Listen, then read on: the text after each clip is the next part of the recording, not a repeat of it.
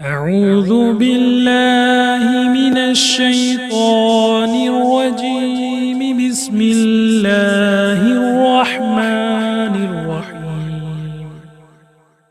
ياسين والقرآن الحكيم إنك لمن المرسلين على صراط مستقيم تنزيل العزيز الرحيم لتنذر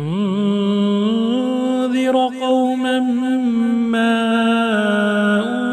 أنذر آباؤهم فهم غافلون. لقد حق القول على أكثرهم فهم لا يؤمنون. إنا جعلنا في أعناقهم أغلالا فهي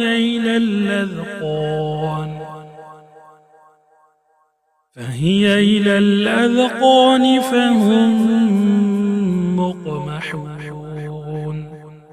وجعلنا من بين أيديهم سدا ومن خلفهم سدا